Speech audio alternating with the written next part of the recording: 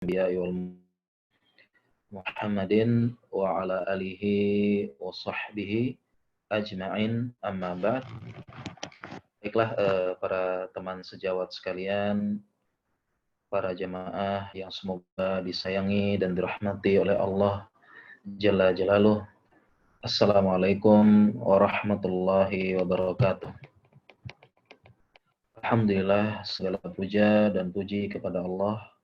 Salawat dan salam kepada suri teladan kita, Nabi Muhammad Sallallahu Alaihi Wasallam.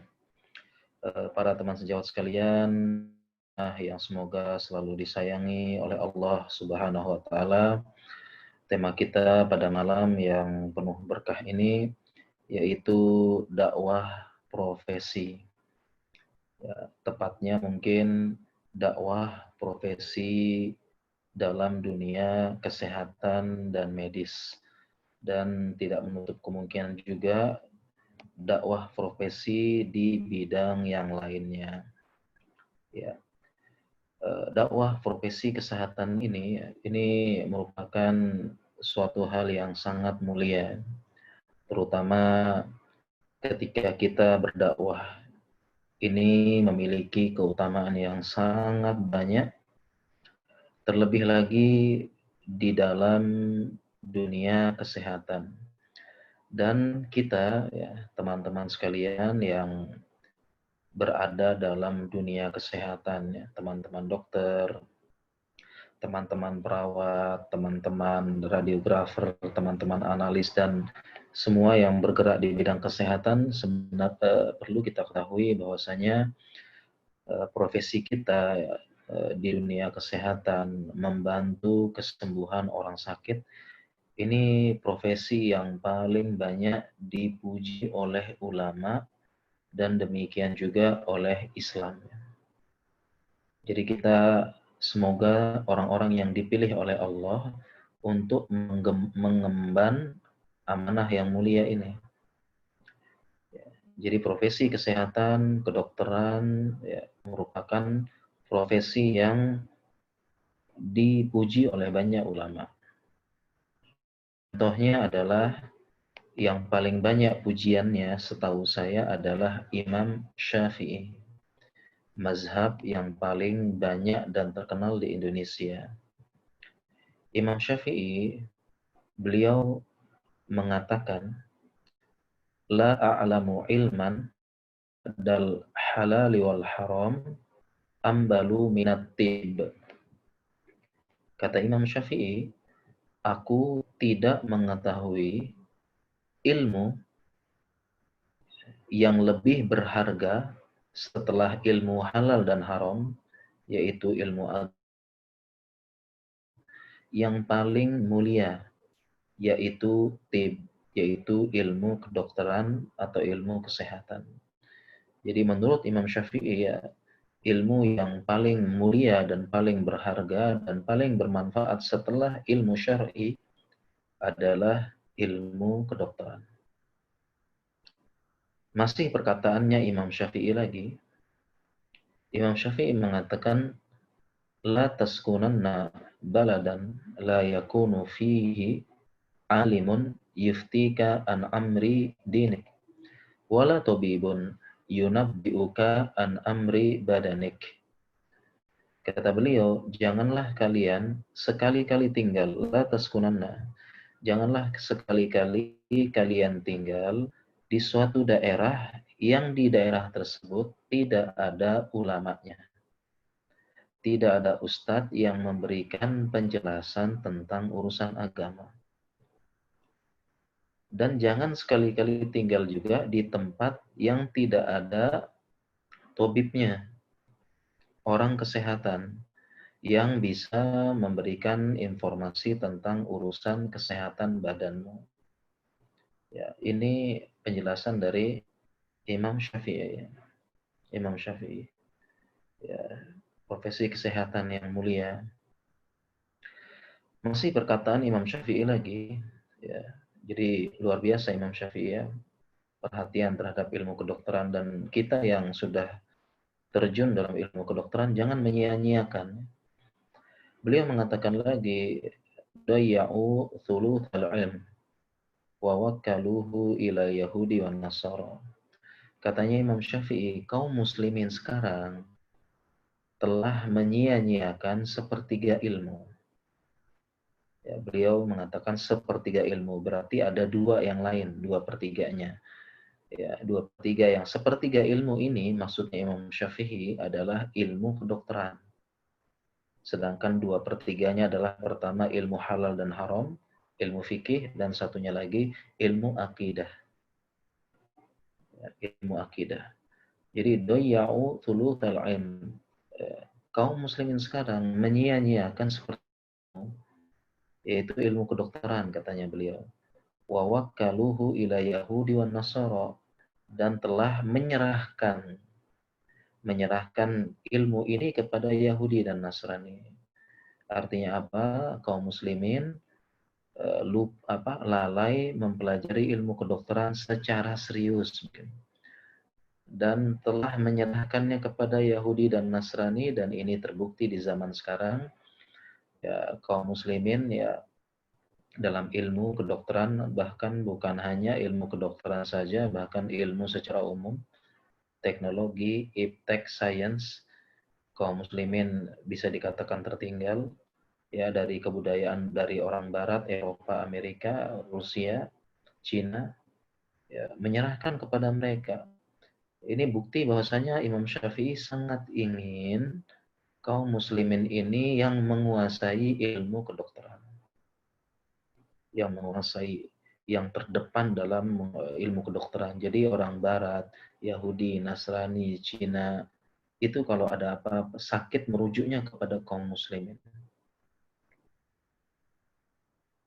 Mengapa demikian? Sekarang pertanyaannya, kenapa para ulama Imam Syafi'i ini sangat perhatian terhadap ilmu kesehatan? Yang pertama, karena ilmu kesehatan ini memang bisa mengobati badan. Mengobati badan, dan ini salah satu perintah agama, menjaga kesehatan jiwa dan menjaga kesehatan badan. Ini perintah agama. Ya, kita butuh mukmin yang kuat. Ya, al-mu'minul qawiyyu khairun wa ahabbu ilallah minal mu'minid dhaif. Mukmin yang kuat fisiknya, imannya lebih baik dan lebih Allah cintai daripada mukmin yang lemah badannya, lemah imannya. Ya. Kemudian yang kedua, kenapa perhatian terhadap ilmu kedokteran ini sangat diperhatikan oleh para ulama? Karena melalui kesehatan dan ilmu kedokteran inilah jalan paling mudah untuk berdakwah. Inilah tema kita malam ini, berdakwah melalui ilmu kesehatan dan profesi kita, profesi kesehatan. Jadi Imam Syafi'i sangat cerdas, sudah membaca bahwasanya salah satu jalan dakwah yang cukup efektif adalah melalui jalur kesehatan. Mengapa demikian? Kita ya sebutkan poin-poinnya dulu. Pertama, karena secara jiwa manusia, psikologi manusia, sifat dasar manusia, semuanya ingin sehat badannya. Melebihi kesehatan jiwa dan kesehatan dalam agama. Jadi psikologi manusia lebih milih kesehatan badan daripada kesehatan jiwa, kesehatan agamanya. Kemudian selanjutnya, ya, manusia akan menempuh berbagai macam cara agar mendapatkan kesehatan. Kemudian selanjutnya lagi, orang yang badannya lemah, badannya sakit, ini lebih mudah menerima dakwah. Orang yang sedang sakit, orang yang sedang putus asa, ya, kemudian kita memberikan pendekatan secara agar dia akan menerima semua nasihat, karena orang yang sedang sakit, orang yang sedang putus asa, dia berada pada titik nadir terendah dari kepercayaan diri. Dia sangat butuh nasihat, masukan. Dan ini sangat efektif ya, kita melakukan pendekatan. Tidak ada salahnya kita orang yang seperti ini kita ajak kembali kepada agama. Ya, tidak ada salahnya. Jadi ini Imam Syafi'i. Kemudian dakwah yang lainnya lagi ya, karena kecenderungan masyarakat ingin sehat, kemudian lagi secara psikologi ya, masyarakat memandang orang kesehatan atau tabib itu memiliki kedudukan yang mulia sehingga lebih didengar ucapannya, lebih didengar nasihatnya. Ya, karena sejak zaman dulu kala kedudukan tabib itu sudah tinggi di masyarakat. Ya, makanya ada tabib raja itu raja punya menteri, raja punya menteri, raja punya panglima perang. Ya, dan satu lagi raja pasti punya tabib pribadi, tabib istana. Ya, dan tidak jarang tabib itu sekaligus menteri di zaman dahulu. Ya, jadi dan kedudukan tabib di masyarakat saat itu tinggi dan sepertinya di zaman sekarang pun itu masih ya. Orang-orang kesehatan itu punya kedudukan lebih di masyarakat. Ya, ini terbukti dengan eh, cerita dari beberapa teman kita ya. Mungkin dulu cerita beberapa senior kita mungkin ya, atau cerita pengalaman saya juga dahulu ya ketika kita melakukan PTT ya, PTT atau internship ya sekarang ya. Kalau dulu kita PTT di daerah yang agak terpencil ya di desa. Nah, begitu kita masuk begitu ya, itu dokter, tenaga kesehatan, bidan yang masuk desa, perawat yang masuk desa itu memiliki kedudukan yang tinggi. Bahkan sepertinya dokter atau tenaga kesehatan di desa itu serbaguna. Ketika ada acara apa, dokternya memberikan mukadimah. Ketika ada acara, uh, misalnya ketika ada acara uh, baca doa, dokternya disuruh baca doa. Dan tidak jarang dokternya disuruh khutbah Jumat. Ya. Makanya dulu pesannya senior-senior kita, kalau PTT di daerah buku khutbah Jumat. Ya. Siap-siap disuruh khotib. Ya, padahal kita merasa ilmu. Itulah anggapan masyarakat terhadap tenaga kesehatan, itu didengar ucapannya, diminta nasihatnya, ya, dan memiliki kedudukan yang cukup tinggi. Nah, inilah yang dipikirkan oleh Imam Syafi'i kenapa beliau sangat ingin kaum muslimin menguasai ilmu kedokteran dan ilmu kesehatan karena sangat potensial untuk dakwah. Ya, bahkan bukan hanya kita yang melihat peluang ini, bahkan agama-agama lain pun melihat peluang ini. Ya, agama-agama yang lain ya melihat peluang berdakwah, mendakwahkan agama mereka melalui ilmu kesehatan, melalui kedokteran dan kesehatan. Ya kita lihat ya, agama lain juga punya rumah sakit. Dia ada punya rumah sakit dan mereka pun menerapkan kalau ada pasien yang sakit, mereka datang, mereka bacakan kitab suci mereka, datanglah semacam ahli agama mereka, tidak jarang ya pasiennya diajak masuk agama mereka. Ya, jadi ini kesempatan berdakwah, potensi dakwah di dunia kesehatan bukan hanya kita yang melihat peluang, hampir semua agama melihat peluang seperti ini. Dan tentunya kita kaum muslimin yang paling berhak, yang paling semangat untuk berdakwah, mendakwahkan agama Islam. Ya, melalui profesi kita. Dan kita semoga termasuk orang-orang yang dipilih oleh Allah Subhanahu wa taala bergerak di bidang dunia kesehatan. Ya. Kemudian teman sejawat sekalian dan para jamaah yang semoga dirahmati oleh Allah Subhanahu wa taala, agar kita bisa lebih semangat berdakwah di dunia kesehatan, kita perlu membahas sedikit tentang beberapa motivasi-motivasi agar kita semangat berdakwah. Karena kita sudah dalam dunia kesehatan nih, tinggal motivasi dan tinggal melaksanakan. Ya, disebutkan betapa banyak keutamaan-keutamaan berdakwah. Ya, keutamaan-keutamaan berdakwah. Ya, yang pertama, agar kita semangat berdakwah, kita perlu merenungkan hidup kita untuk apa sih? Apa tujuan kita hidup di dunia? Apakah kita hidup di dunia hanya memikirkan diri kita sendiri? Ya, tidak memikirkan orang lain, tidak mengajak orang lain. Terkadang yang kita pikirkan adalah kita pikirkan diri sendiri saja. Kita memikirkan bagaimana kita sekolah dari SD sampai SMA. Kita pikirkan bagaimana kita kuliah yang baik, lulus tepat waktu, dapat kerja, meniti karir, menikah, punya anak, membesarkan anak, mengkuliahkan anak, menikahkan anak, punya cucu, menikmati masa tua, kemudian meninggal. Apakah sampai di sini meninggal kemudian selesai? Ya, terkadang kalau kita merenungkan, kita ini hanya memikirkan kita saja. Yang kita pikirkan bagaimana kita bisa seperti itu. Ya, apakah hanya itu kehidupan kita ya?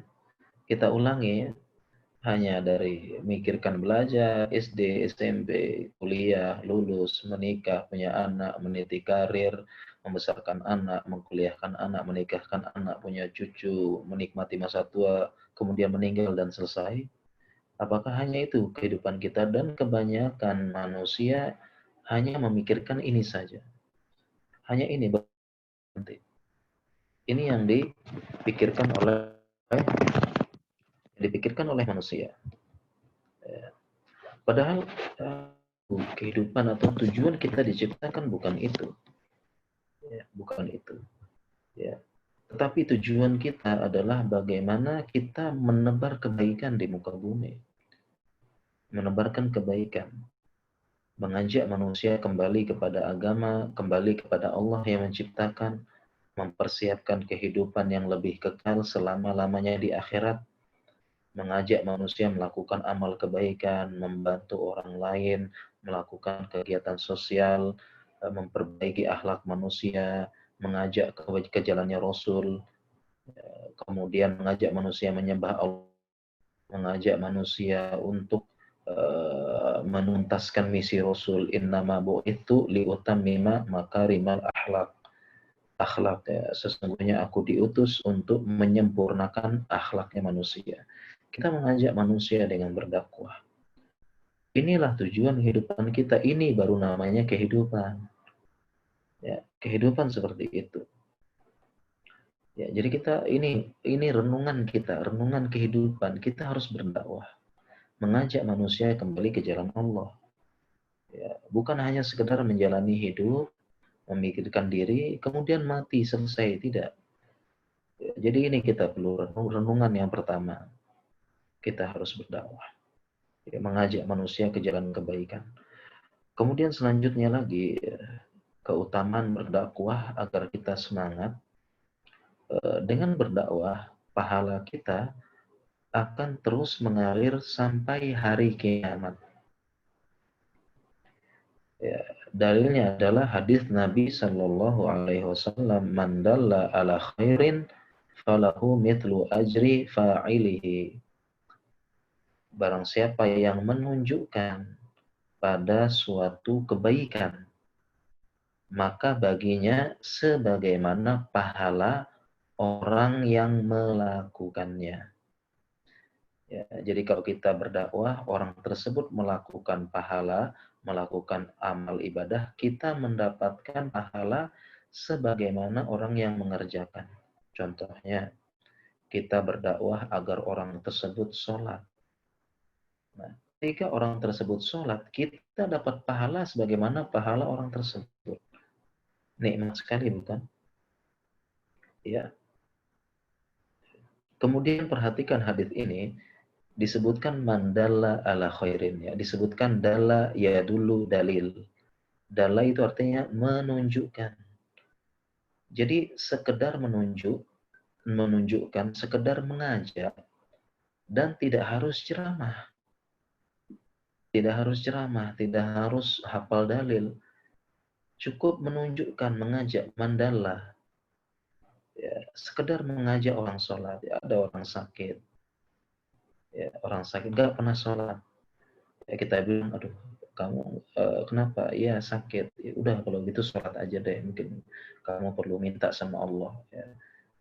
Ketika kamu sakit, sudah tidak ada harapan, ya, kemudian tidak ada tempat bersandar lagi, tidak ada tempat lagi engkau untuk bisa diandalkan, maka kembali kepada Allah, sholat. Akhirnya orang tersebut sholat. Dan dia sholat seumur hidup, maka pahala sholat orang tersebut seumur hidup itu mengalir ke kita. Pahalanya sama, persis.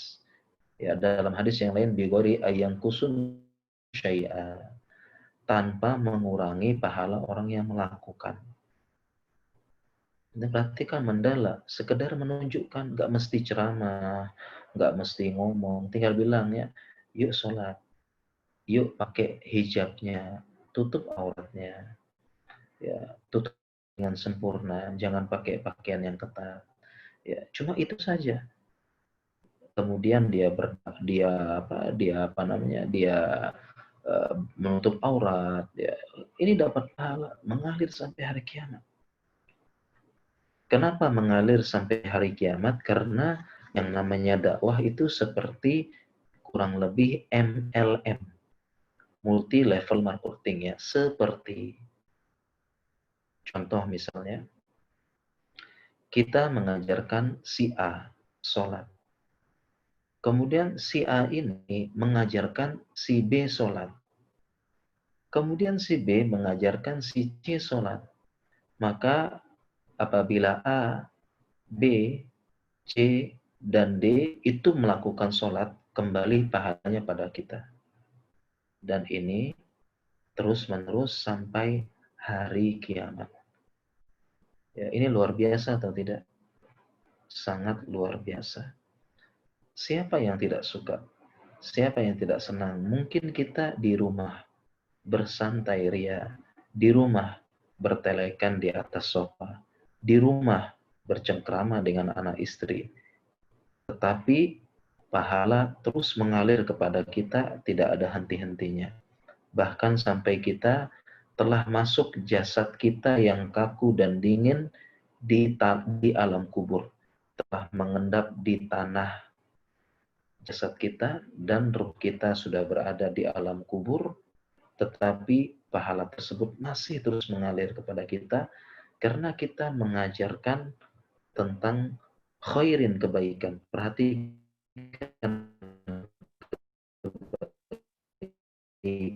tidak mesti kita mengajar cara yang terkait dengan agama 100%, tetapi kebaikan secara umum yang diajarkan oleh agama.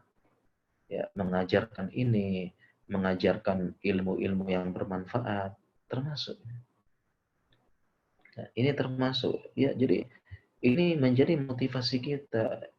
Kita berada di dunia kedokteran, kesehatan, kemudian kita berdakwah, luar biasa. Ya, jangan sampai kita tidak berdakwah di dunia kesehatan, berdakwah kepada pasien, kepada keluarga, kepada siapapun, selipkan. Ya, sangat mudah seperti ini. Ya, dengan cara yang paling sederhana. Sekiranya kita tidak bisa ceramah, ataupun kita tidak hafal hadis, ataupun kita malu ngomong kepada malu berbicara kepada pasien, kita malu sekedar bilang jangan lupa sholat, mengingatkan jam sholat kepada pasien, haknya Allah kita tunaikan, ya, ataupun mengingatkan kepada pasien ya agar membaca Al-Quran, karena Al-Quran ini adalah obat segala macam penyakit, baik itu penyakit fisik maupun penyakit jiwa. Wa nunazzilu minal Qur'ani ma huwa shifaa'u wa rahmatul lil mu'minin. Kami turunkan Al-Quran ini sebagai syifa penyembuh dan rahmat semesta alam. Sekiranya kita tidak bisa tadi ya ceramah, ya, ngajak-ngajak, sholat, ngajak apa, setidaknya kita bisa memberikan buku saku, ya, cara sholat orang sakit, kiat-kiat menghadapi, kiat-kiat Islam ketika orang tersebut sakit. Kita masih bisa berdakwah dengan membagikan buku saku, memberikan rekaman kajian, ya, daripada sakit ya ngelamun, daripada sakit ya di tempat di ruang perawatan itu apa namanya stres mikirin penyakit, lebih baik dengar ceramah, dengar kajian yang bisa menghibur dan menguatkan jiwa. Itu sudah bentuk kita berdakwah dalam dunia kesehatan, dan mudah-mudahan dengan wasilah kita orang tersebut mendapatkan hidayah, ya mendapatkan hidayah, dan pahalanya akan mengalir kepada kita sampai hari kiamat. Masya Allah, ini luar biasa.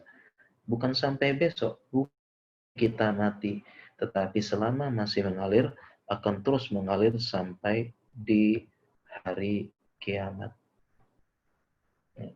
Nah, kemudian juga keutamaan berdakwah yang lainnya ya, adalah dengan berdakwah kita akan terhitung membantu Allah. Kita membantu agama Allah ya. Dan apabila kita berdakwah, kita akan menolong agama Allah dengan kita berdakwah.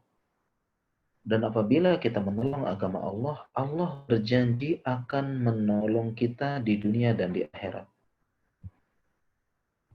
Sebagaimana firman Allah, "In tansurullaha yansurkum wa yuthabbit aqdamakum." Apabila kalian menolong agama Allah, membantu menyebarkan, membela agama Allah, in tansurullaha yansurkum, maka Allah akan menolong kalian. Ini janji Allah akan menolong kita di dunia dan di akhirat.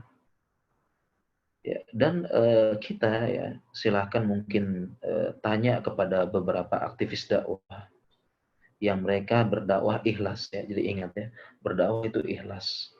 Ya, untuk liya kalimatullahi hiyal ulia, untuk meninggikan kalimat Allah, bukan berdakwah untuk eksis, bukan berdakwah untuk cari muka, bukan berdakwah untuk cari kerjaan, bukan berdakwah untuk mencari perhatian. Banyak orang yang berdakwah sama Allah, dia dibantu oleh Allah, ditolong oleh Allah di dunia. Kenapa tidak ada seseorang yang ikhlas, benar-benar ikhlas mengharap wajah Allah, membantu agama Allah, kemudian Allah buat hidupnya susah? Itu nggak ada. Itu tidak ada.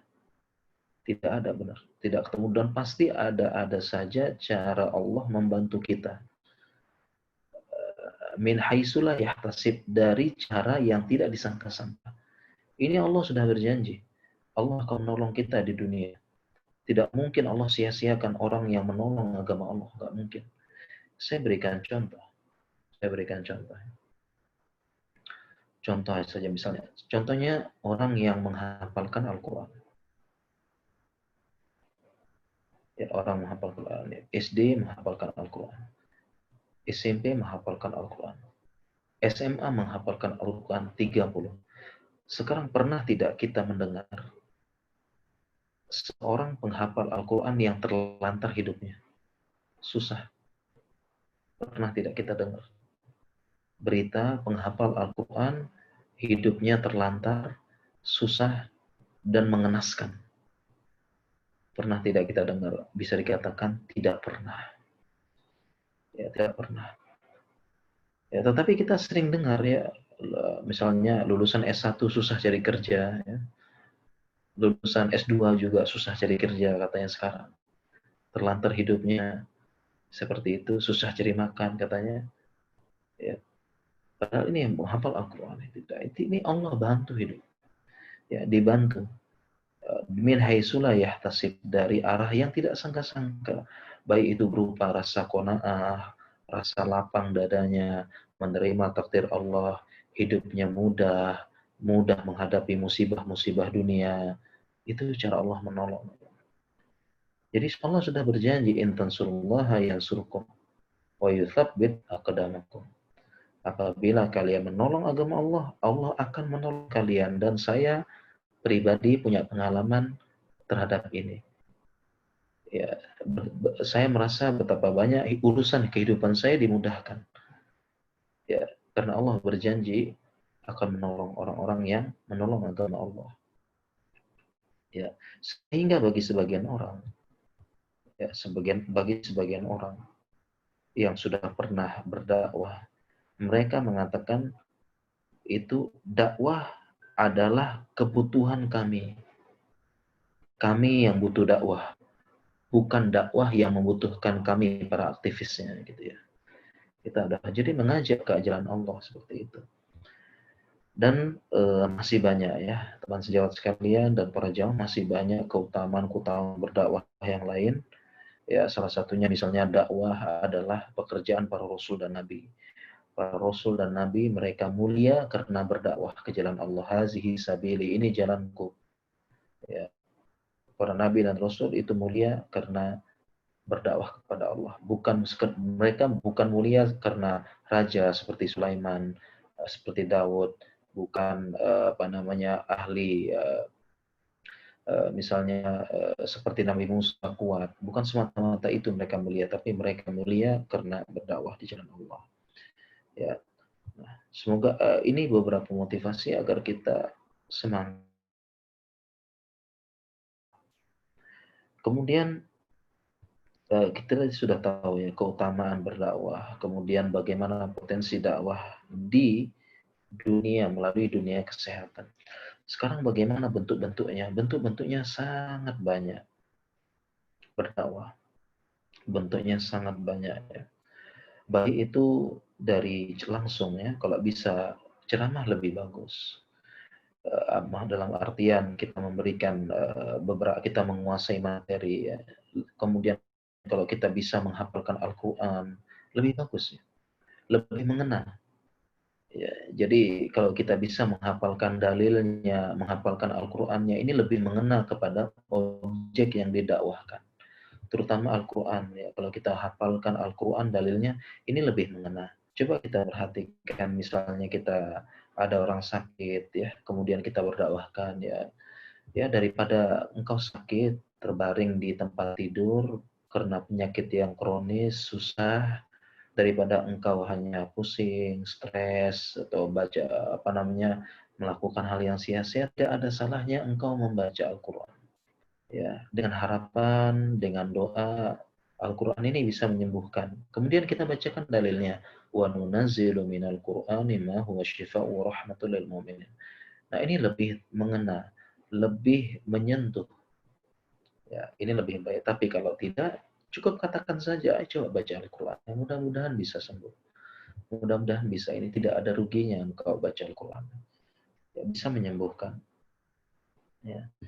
Kemudian kita juga bisa cara berdakwah kepada orang sakit, kita bisa mengajarkan doa-doanya. Doa-doa kesembuhan, sangat banyak doa kesembuhannya. Mulai dari yang singkat, syafaqallah. Yang singkat selanjutnya lagi, la ba'sa tohurun insyaallah. Tidak apa-apa, semoga penyakit ini menjadi penghapus dosa. Menghapus dosa engkau ya. Engkau sembuh, nggak ada dosa.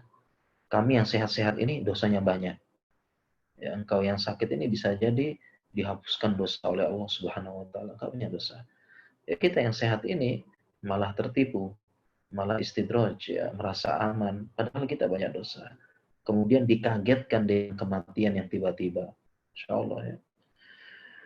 Ya, kita bisa ajarkan doa la ba'sa tuhurin insyaallah, atau doa-doa yang lain. Allahumma anta rabbi, Allahumma anta syafi, la shifaa illa shifaa'uk, shifaan la yughadiru suqaman. Allahumma anta rabbi, anta syafi, ya Allah engkaulah syafi, penyembuh. La shifaa illa shifaa'uk, tidak ada kesembuhan melainkan kesembuhan dari sisi engkau. Ya, kami berharap kesembuhan la yughadiru suqaman, kesembuhan tidak menyisakan penyakit sedikit pun. Ya, dan penyakit dan doa-doa yang lain, bismillah uhdika, memang kulli syai'in yu'dzika, dan seterusnya. Ya, doa-doa kesembuhan yang lainnya ini kita bisa ajarkan kepada pasien. Alhamdulillah kalau kita hafal. Ya, kalau tidak ini masih bisa dengan apa? Dengan cara yang sederhana. Kita kasih buku saku, kita kasih selebaran. Ya, misalnya teman membuka praktek ya, teman-teman dokter membuka praktek umum atau praktek di tempat prakteknya, tidak ada salahnya kita siapkan satu lembar ya doa-doa kesembuhan. Kita siapkan buku saku, kita siapkan leaflet ya, siapkan leaflet isinya doa-doa kesembuhan. Kita berikan resep sekaligus memberikan leaflet doa-doa kesembuhan, sekaligus renungan. Ya.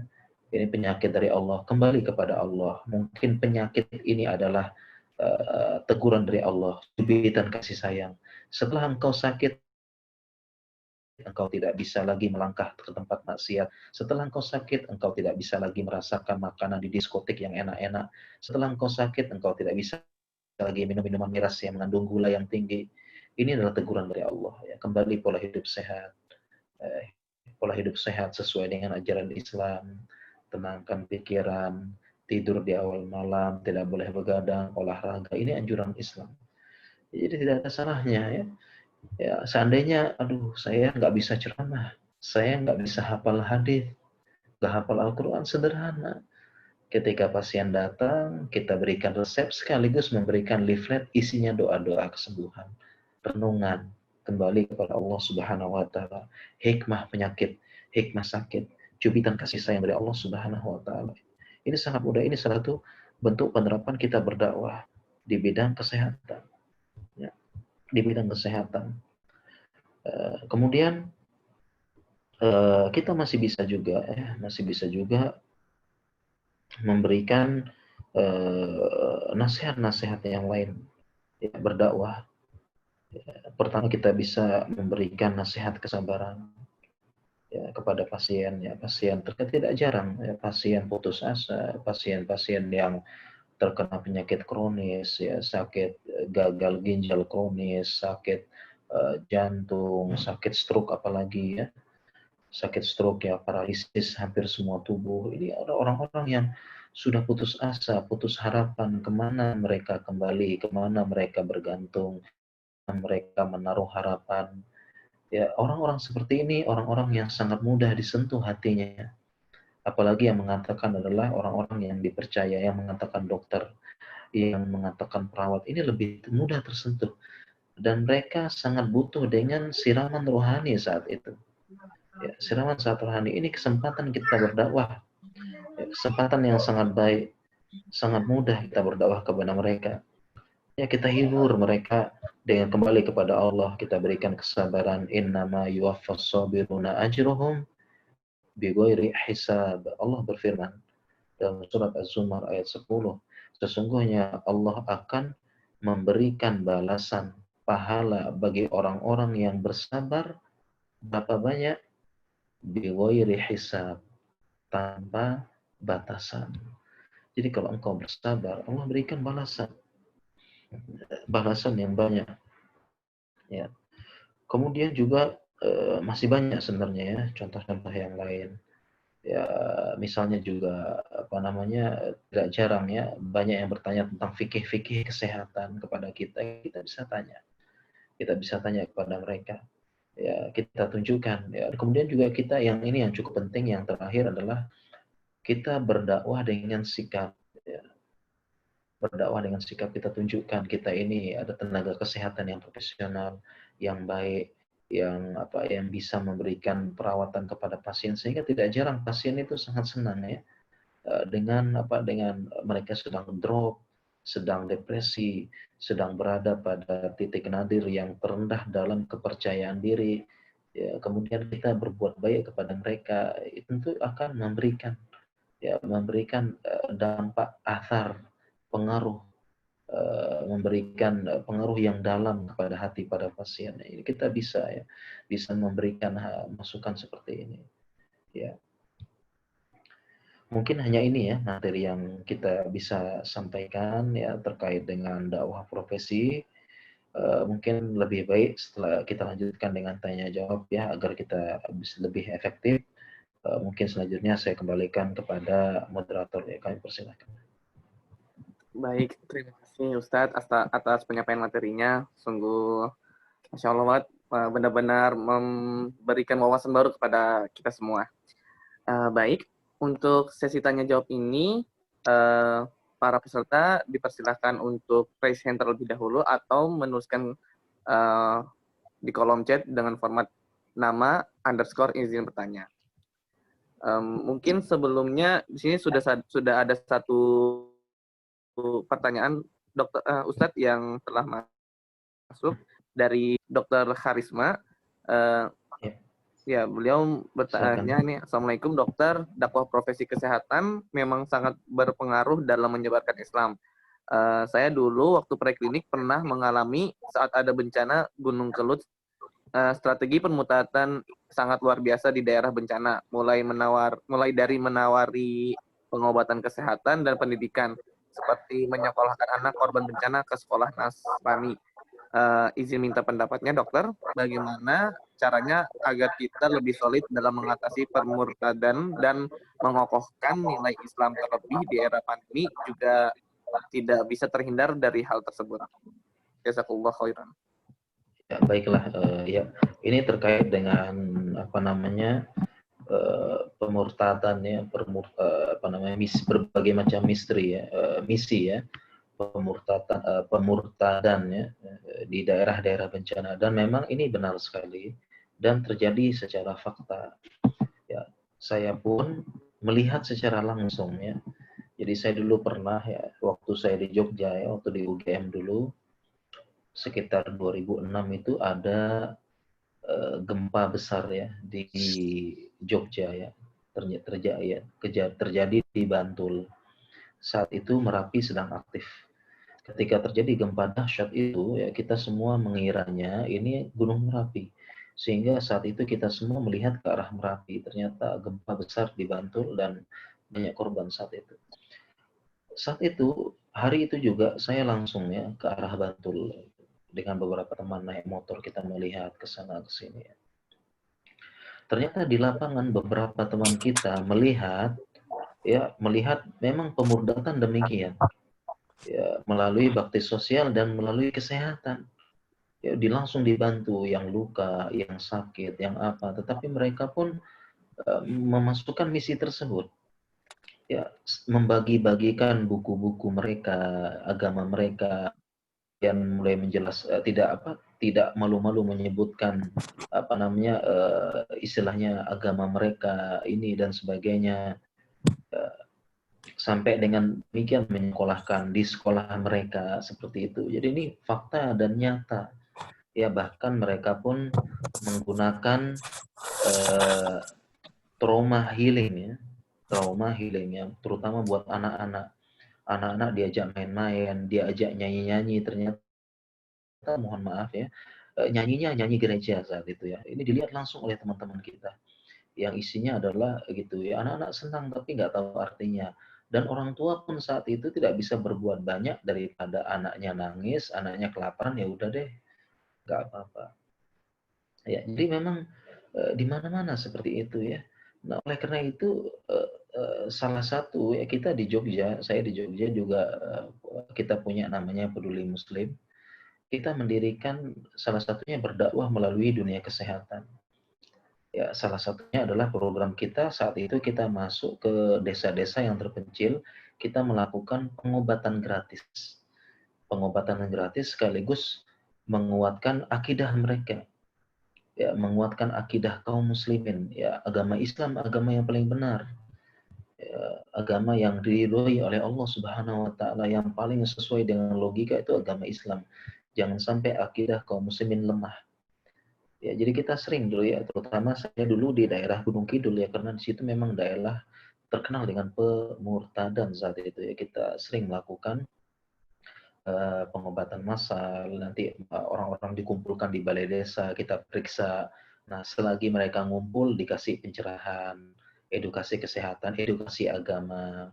ya kembali kepada agama Islam yang paling logis, Islam yang paling sesuai dengan fitrah manusia, kemudian dibagikan buku-buku. Ya, jadi kita harus sangat efektif ternyata ya mengumpulkan rakyat, mengumpulkan orang desa saat itu sangat efektif. Ya ketika kita mengatakan kita ke kepala desanya, nanti di ruang desa kita melakukan pengobatan massal, kemudian kepala desa yang mengumumkan kepada orang kampung, datang semua orang kampung saat itu. Datang semuanya. Datang, mereka pengen ada pengobatan gratis, padahal pengobatannya sederhana, hanya periksa tensi, obat-obatan sederhana, tapi manfaatnya luar biasa. Dan insya Allah dengan niat yang ikhlas akan tinggi nilainya di hadapan, menjadi pemberat timbangan kita di hari kiamat nanti, di mana kita saat itu sangat butuh dengan timbangan amal yang berat, pemberat timbangan kebaikan sangat butuh. Ya ini salah satu usaha kita, jadi sehingga harapan kita ada teman-teman juga yang punya program seperti ini ya, melakukan pengobatan massal di desa-desa. Mereka akan berkumpul, ya, cepat berkumpul. Berkumpul dengan jumlah yang banyak karena ada pengobatan gratis, cek gratis kesehatan. Nah, di sela-sela itu sambil menunggu antrian pemeriksaan, itulah ada edukasi kesehatan, ada edukasi agama, itu kita lakukan ya. Nah, sehingga eh, kalau ada bencana seperti ini, kita harapannya dokter-dokter muslim segera bergerak, dan insya Allah kita, kalau di Jogja kita ada programnya, kita pun di sini juga sama ya. Saya sekarang di domisili di Lombok ya. Di Lombok juga ketika ada gempa saat itu juga sama ya. Saat itu pemurtalan, tapi teman-teman bergerak dengan cepat ya, bergerak dengan cepat di bidang kesehatan. Ya, jadi intinya seperti itu ya, kurang lebih kita bisa melakukan pengobatan di daerah daerah tersebut, ya daerah-daerah permurtadan, kita lakukan pengobatan massal, kita cek kesehatan gratis, ya sekaligus memberikan ceramah atau memberikan edukasi seperti itu. Ya, insya Allah. Baik Ustadz, terima kasih atas jawabannya. Mungkin dari Dr. Harisma, apakah ada tanggapan?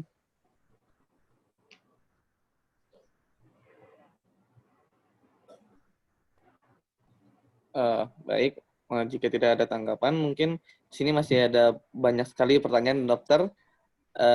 Untuk pertanyaan selanjutnya dari Saudara Agung, pertanyaannya ini, bagaimana cara edukasi pasien atau keluarganya yang tidak mau patuh dengan protokol kesehatan di masa pandemi ini? Jazakallah khairan. Ya, bagaimana cara kita mengedukasi pasien atau keluarga yang tidak patuh terhadap protokol kesehatan dari masa pandemi? Pertama, kalau kita menggunakan prinsip edukasi ya, edukasi berarti hanya memberikan pendidikan ya, memberikan pemahaman. Ya, dan memang secara umum prinsip edukasi tidak bisa memaksa. Ya, dan dakwah pun termasuk edukasi. Dakwah itu termasuk edukasi. Ya, jadi kita hanya bisa menyampaikan saja yang namanya edukasi. Ya, dakwah pun termasuk itu, kita hanya bisa menyampaikan, tidak bisa memaksa. Ini prinsipnya yang pertama ya. Ya, karena prinsip dakwah demikian ya, sebagaimana firman Allah, wa ma alaina illa balagul mubin. Tugas kami hanya menyampaikan dengan mubin, dengan yang jelas.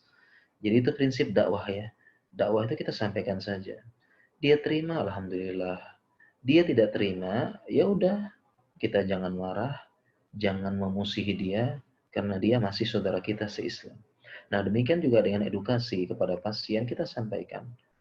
Ya, dan kita tidak bisa memaksa secara personal.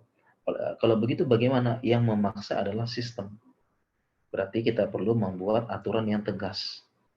Ya, aturan yang tegas dan konsekuensinya. Misalnya di rumah sakit, ya aturannya tegas. Kalau tidak pakai masker, kami berhak mengeluarkan. Ya, ada satpam, ada apa, seperti itu. Ya, jadi kita buat aturan yang tegas. Dan kita memang berhak membuat seperti itu ya. Kita berhak ya membuat seperti itu. Ya, edukasi, dan saya rasa beberapa tempat itu di rumah sakit tempat saya tuh agak keras. Agak keras, ada apa-apa kita tinggal panggil satpamnya keras juga. Ya, ada yang datang nggak pakai masker, benar-benar nggak boleh masuk. Ya, benar-benar nggak boleh. Jadi seperti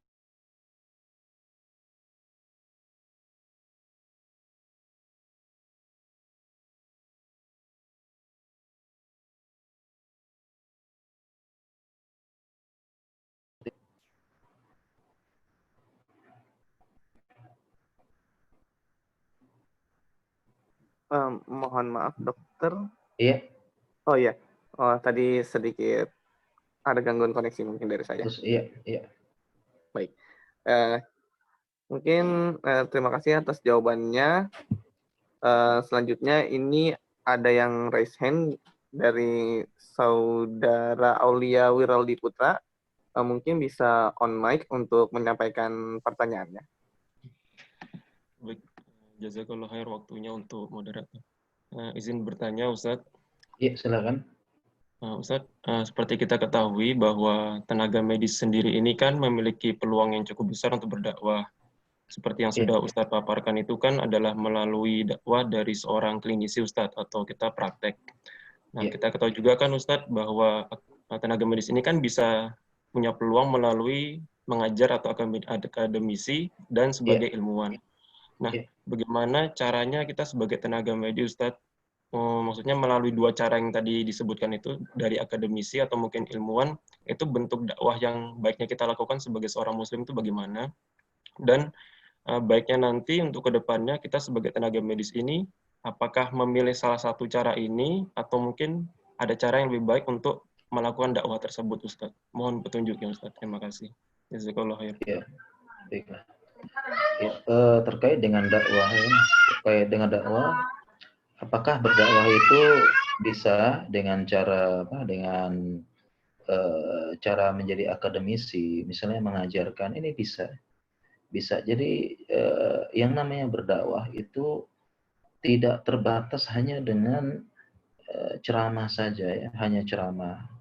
Ya, tetapi kita berdakwah itu dengan apapun. Makanya hadisnya tadi mandala ala khairin, dalla menunjukkan, sekedar menunjukkan, memberikan isyarat, itu sudah berdakwah.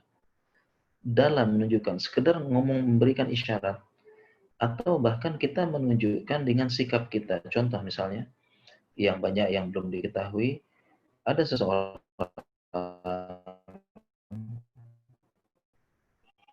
ya pekerja di rumah sakit. Pertama, dia di rumah sakit berpenampilan Islam. Dia berusaha menerapkan sunnah. Misalnya dia berusaha memelihara jenggot. Kemudian dia sholat tepat waktu. Kemudian dia di sela-sela kerjanya dia membaca Al-Quran, membaca buku, berusaha sholat sunnah, berusaha sholat duha. Kemudian dia profesional di tempat kerja, akhlaknya baik. Nah, ini yang seperti ini dia menunjukkan syiar-syiar, ya, yang lain ngobrol, dia membaca Al-Quran, dia sholat duha sebentar, ketika dia sholat jamaah di tempat waktu, ya. Kemudian dia juga menunjukkan akhlak yang baik sebagai seorang muslim, adabnya seorang muslim. Nah, dengan sikap-sikapnya ini secara tidak langsung ini dakwah. Jadi dakwah dengan sikap. Ya, secara tidak langsung ini juga berdakwah seperti itu. Ya, jadi sehingga ya apapun keadaannya orang bisa berdakwah minimal dengan sikapnya dia, dengan sikapnya yang menunjukkan syiar-syiar Islam. Ya, lisannya ya tidak segan-segan mengucapkan terima kasih, jazakallah khairan, syafaqallah, ya, senyum, ya, kemudian dia ini secara umum ya, ini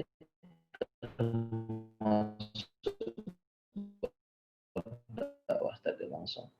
Nah, mengajarkan yang lain bisa juga mengajarkannya. Jadi akademisi misalnya mengajarkan ilmu kedokteran ini bisa juga, ya, mengajarkan yang kebaikan.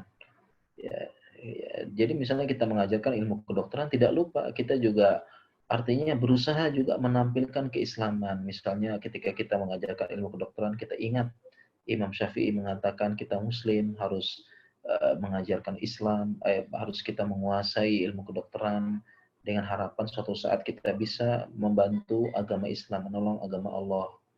Ya, jadi kita masih bisa, ya, berdakwah dengan cara apapun. Yang penting adalah tujuan kita, niat kita adalah tuh ingin menolong agama Allah. Jadi jangan lupakan niat ini apapun, sehingga apapun profesinya kita bisa berdakwah. Apapun jabatan kita, kita bisa berdakwah. Yang penting kita punya niat mengajak manusia ke jalan Allah. Ada tujuan kita, niat kita, ya. Insya Allah. Mungkin seperti itu, ya, insya Allah kurang lebih. Baik, jazakallah khair, Ustaz. Terima kasih untuk pencerahannya. Baik, terima kasih atas jawabannya, Ustadz. Mungkin sebelum kita lanjut ke pertanyaan berikutnya, izin mengingatkan, bagi para peserta, diharapkan untuk mengisi presensi pada link yang telah dikirimkan panitia di kolom chat Zoom. Baik, selanjutnya, untuk pertanyaan selanjutnya, Ustadz, dari Dr. Hanif, ini ya, izin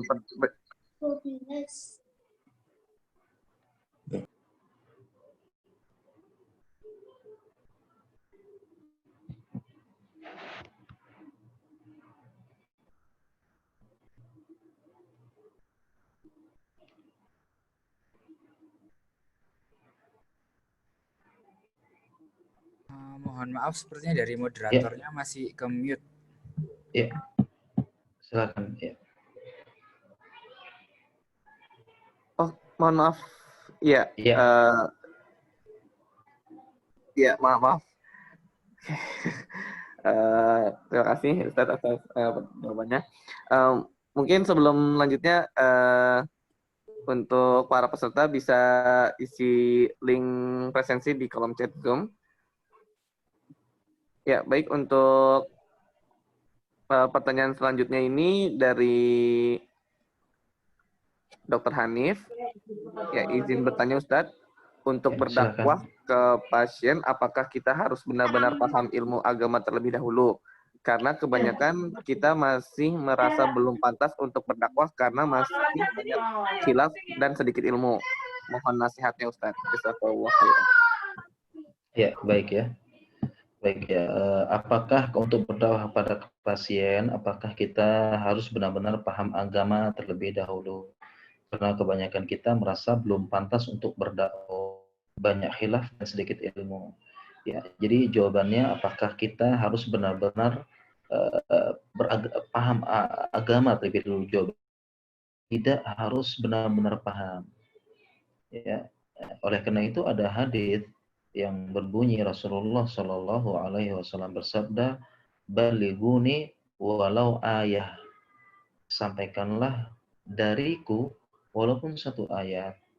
Artinya apa? Ya, kita menyampaikan apa yang kita tahu walaupun cuma satu ayat. Ya, contohnya adalah yang paling sederhana saja mengajak sholat. Mengajak sholat itu sudah berdakwah, sudah itu. Jadi kalau kita berdakwah, kita tidak perlu memikirkan yang sulit-sulit dulu, harus hafal hadis, harus bisa bahasa Arab, harus harus benar-benar alim banget kelihatannya, tidak. Jadi yang paling sederhana saja dulu. Ya, dan saya rasa untuk sekedar mengajak sholat, mengingatkan sholat, ya ini saya rasa semua kaum muslimin, ya semua kaum muslimin bisa. Jadi untuk berdakwah ke pasien itu saya rasa semua kaum muslimin bisa. Ya, mengingatkan sholat, tadi ya sekedar memberikan buku saku tentang doa-doa, memberikan buku saku ini tinggal kita berikan saja, itu sangat mudah dan mudah-mudahan ya dengan niat yang ikhlas akan menjadi pemberat amal ibadah kita sampai hari kiamat nanti. Kita sangat butuh. Ya, jadi tidak perlu. Dan apabila ada yang mengatakan banyak khilaf, ya kita juga banyak khilaf. Kita banyak khilaf. Jadi nggak perlu sampai benar-benar harus jadi ustadz begitu ya. Seperti itu insya Allah. Tetap semangat berdakwah. Boleh tanya Ustadz? Silakan Prof, silakan. Semoga Prof. Jadi bagaimana metode yang pas untuk memberi dakwah pada pasien yang beragama Nasrani? Baik. Ya, baik Prof. Pertanyaannya bagaimana kita ya berdakwah kepada pasien yang beragama Nasrani ya. Nah, berarti tentu saja kita mengajak kepada Islam ya, Nah, tentunya kalau kita berdakwah kepada yang selain agama Islam, ini butuh strategi atau cara yang berbeda dengan kita mendakwahkan saudara kita sesama Muslim. Ya, salah satu cara strategi kita yang beragama Nasrani, ya pertama kita harus perlu menunjukkan keindahan Islam dulu. Ya, jadi kita perlu menunjukkan yang namanya Islam itu indah. Islam sesuai dengan definisi bahasanya, Islam artinya damai, peace. Mengajarkan kepada kemuliaan akhlak. Ya, tadi kita lihat ya, Rasulullah SAW diutus, innama bu'itsu liutammima makarimal akhlak. Saya ini diutus untuk menyempurnakan akhlaknya manusia. Ya, dan beliau mengatakan menyempurnakan. Artinya benar-benar sempurna akhlaknya. Ya, jadi kita tunjukkan dulu minimal dari diri kita juga dulu. Ya, jadi strategi berdakwah kepada Nasrani, Yahudi atau agama lain adalah kita perlu menunjukkan agama Islam ini agama yang mulia, agama yang damai, dan agama yang mengajarkan kemudahan, tidak jelimet. Inna dina yusrun. Sesungguhnya agama Islam itu agama yang mudah. Ya, kita beri, dan kita mulai dari diri kita dulu. Kita sebagai pemuslim, kita baik kepada Nasrani tersebut. Kita berbuat baik, kita membantu dia. Jadi ini tidak apa-apa ya. Kita membantu jadi kita terhadap agama lain kita juga harus baik, tidak memerangi kita. Ya, kita berbuat baik. Ini kita diperintahkan. Contohnya dalam Al-Qur'an, Allah berfirman, Allah berfirman dalam Al-Qur'an bahwasanya agar kita jangan menzulimi orang-orang kafir. La yajrimannakum syana'una qaumin ala alla ta'dilu i'dilu huwa aqrabu littaqwa. Ya, janganlah kebencian kita terhadap orang lain membuat kita tidak berlaku adil. Adillah. Ya. Jadi kita harus cara kita berdakwah adalah dengan menceritakan keindahan, kemuliaan Islam dan logisnya ajaran Islam dibandingkan ajaran-ajaran. Karena ini mohon maaf ya, misalnya Nasrani itu secara logika saja itu banyak yang tidak sesuai dengan logika. Dimulai dari 3 dalam 1, 1 dalam 3, kemudian itu banyak yang jadi kita jelaskan. Dan saya berikan contoh.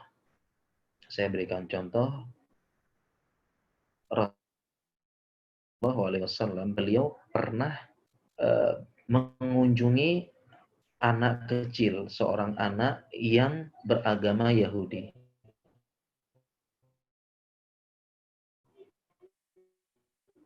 Ya, jadi ada anak ini sakit dan dia ini bekerja kepada Rasulullah SAW. Ya, kemudian Rasulullah SAW suatu hari mendengar anak ini kok tiba-tiba nggak muncul. Kemudian datanglah berita bahwasanya anak tersebut sedang sakit. Ya, anaknya ini Yahudi ya. Sehingga Rasulullah SAW pun menjenguk anak yang Yahudi ini. Nah, ketika dijenguk, anak ini kaget. Ya, ini Rasulullah SAW ini tempat saya bekerja. Ya, kurang lebih semacam bosnya begitu ya. Jarang-jarang bos ini jenguk anak buah gitu ya. Kemudian ternyata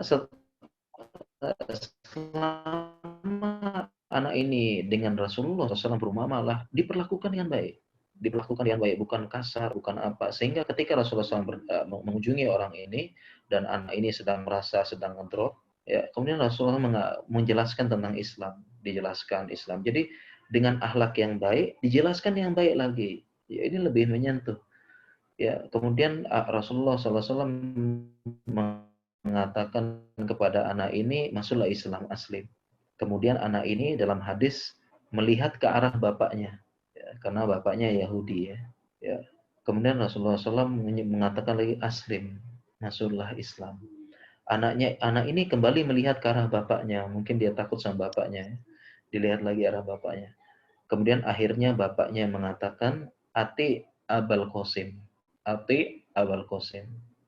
Taatilah, ikutilah Abul Qasim. Abul Qasim ini nama kunyahnya Nabi SAW. Patuhlah. Dan akhirnya anak ini masuk Islam. Kenapa anak Yahudi ini masuk Islam? Tidak semudah dengan ucapan. Karena sebelumnya ini melihat akhlak Rasulullah SAW, melihat bagaimana Rasulullah SAW menerapkan Islam secara Ini tidak kafah ada masalah. dengan baik, dengan apa, ya. Akhirnya beliau pun menerima dengan mudah, sehingga Rasulullah SAW mengatakan ketika anak ini masuk Islam, alhamdulillahilladzi anqadahu minan. Beliau bersabda, alhamdulillah Allah telah menyelamatkan anak ini dari neraka. Okay. Makasih Ustaz. Mungkin kurang itu, kurang lebih mungkin kian. Makasih Ustaz. Nggih, Prof. Sama-sama. Nah, baik, terima kasih Ustadz atas jawabannya. Mungkin ini pertanyaan terakhir, mengingat waktu kita terbatas. Untuk pertanyaannya, ini dari Saudari Sarah. Assalamualaikum dokter, saya seorang bidan di daerah pedesaan. Dan masih banyak masyarakat yang mempercayai hal-hal bid'ah atau di luar Islam. Nah, bagaimana cara mendakwahi pasien atau masyarakat yang masih fanatik terhadap ajaran nenek moyang atau kepercayaan setempat? Terima kasih, Ustaz.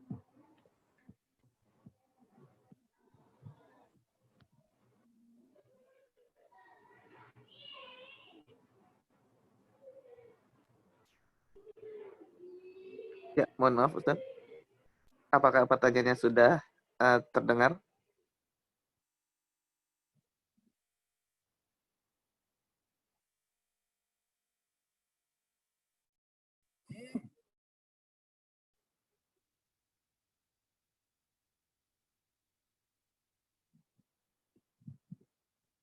Mungkin Ustadz Rayhanul sedang ada masalah koneksi.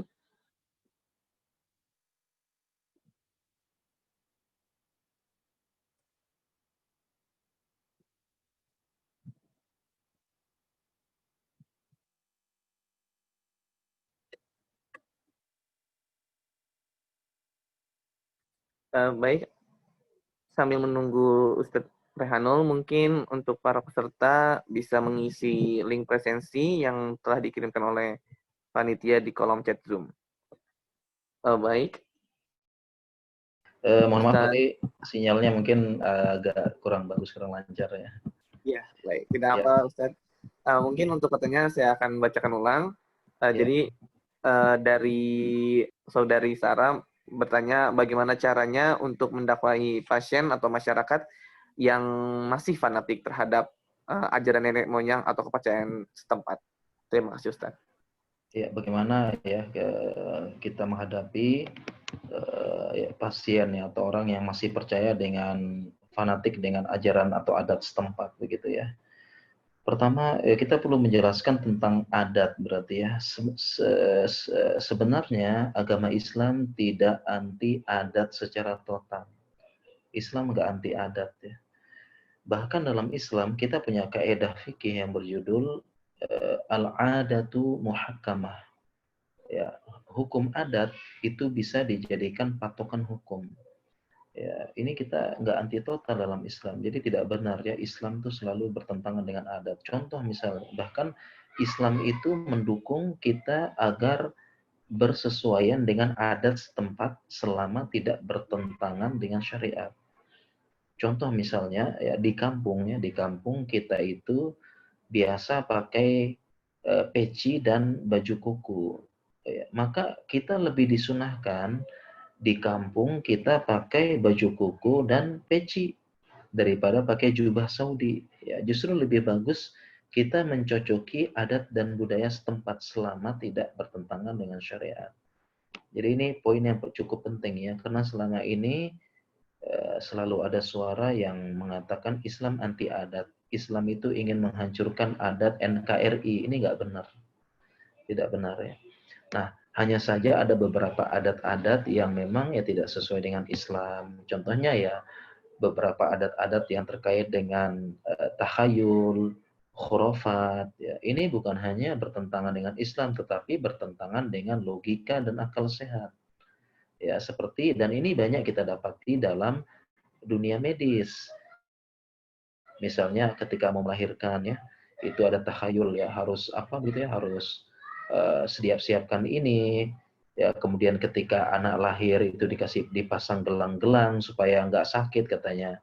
Pertama secara syariat ini tidak ada seperti ini, gelang jimat. Kemudian secara medis nggak logis ya. Ya, gelang dari apa ini katanya bisa mencegah apa? Bisa mencegah campak, polio, ini nggak logis banget ya. Tentu saja kita harus menjelaskan. Nah, bagaimana caranya? Tentu kita harus mendakwahkan. Bagaimana cara mendakwahkan? Dengan cara dakwah yang lembut, bijak, perlahan-lahan, dan hikmah. Ini hukum asal berdakwah. Ya, jadi hukum asal berdakwah itu harus dengan pelan-pelan. Ya, yassiru wala tu'assiru, basyiru wala tunafiru. Ini prinsip berdakwah. Ya, saya terjemahkan hadisnya, mudahkanlah, jangan persulit. Berikanlah kabar gembira, wala tunafiru, jangan membuat manusia lari dari agama. Karena kerasnya dakwah kita. Enggak. Kita harus dengan hukum asalnya. Ingat ya, hukum asalnya dakwah itu lembut, walaupun ada saatnya keras. Tapi ini hukum asalnya. Dakwahkan ke masyarakat pelan-pelan, kita dengan tekun, dengan perlahan-lahan dakwahkan. Ini nggak sesuai Islam, nggak sesuai logika. Ya, pakai gelang anti penyakit kepada anak-anak. Kalau ibu hamil harus begini, ya tahil dan khurafat. Mungkin ya itulah tugas kita sebagai tenaga kesehatan ya. Mungkin demikian insyaallah. Baik, terima kasih Ustadz atas jawabannya. Sekali lagi mohon maaf kepada para peserta yang tidak bisa terjawab pertanyaannya karena mengingat keterbatasan waktu yang kita miliki. Baik, karena waktu telah menunjukkan pukul 20.54, sebelum kita mengakhiri kegiatan kajian akbar pada malam hari ini, mungkin dari Ustadz, apakah ada closing statement terkait tema kita pada malam hari ini? Ya, mungkin closing statement-nya mungkin seperti kesimpulannya. Jadi pertama ya terkait dengan dakwah profesi, pertama ya kita berharap kepada Allah semoga kita termasuk orang-orang pilihannya. Kita dipilih oleh Allah untuk sudah masuk dalam dunia kesehatan, dan di mana dunia kesehatan, ilmu kedokteran adalah ilmu yang paling mulia kedua setelah ilmu agama, sebagaimana para ulama katakan. Kemudian kita juga ya karena sudah dipilih oleh Allah, jangan sia-siakan kesempatan untuk berdakwah. Berdakwah di dunia kesehatan sangat mudah, sangat potensial. Kemudian selanjutnya juga ketika kita berdakwah, jangan tunggu jadi ustadz dulu, jangan tunggu paham agama, ya jangan tunggu sampai benar-benar tidak ada dosa sama sekali. Kenapa? Karena kita masih bisa berdakwah dengan cara yang sederhana, mengajak sholat, menutup aurat, kembali kepada Allah, baca Al-Quran, dan belajar agama. Ya, jadi intinya apapun alasannya, apapun keadaannya, kita berusaha berdakwah kepada Allah dan semoga menjadi pemberat timbangan amal kebaikan di hari kiamat nanti, dan semoga pahala kita terus mengalir sampai hari kiamat, insyaallah. Masya Allah, terima kasih Ustaz atas penyampaian materinya. Sekali lagi kami ucapkan mohon maaf kepada para peserta yang pertanyaannya tidak bisa terjawab. Semoga mungkin bisa dijawab untuk di lain kesempatan.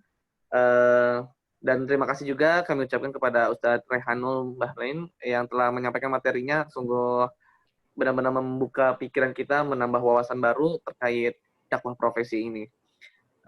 Baik, sebelum kita akhiri kegiatan kajian akbar kita pada malam hari ini, apa yang kita buka dengan doa, marilah kita tutup dengan berdoa agar apa yang telah kita laksanakan pada malam hari ini bermanfaat untuk kita semua dan dapat kita terapkan dalam kehidupan sehari-hari kita.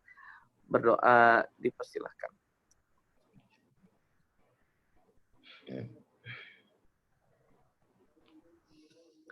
Sesungguhnya tiada kata akhir dalam berdoa. Sekali lagi kami ucapkan terima kasih Ustadz Rehanul atas penyampaian materinya. Kita tutup agenda kajian akbar kita pada malam hari ini. Terima kasih. Assalamualaikum warahmatullahi wabarakatuh. Waalaikumsalam warahmatullahi wabarakatuh. Ya.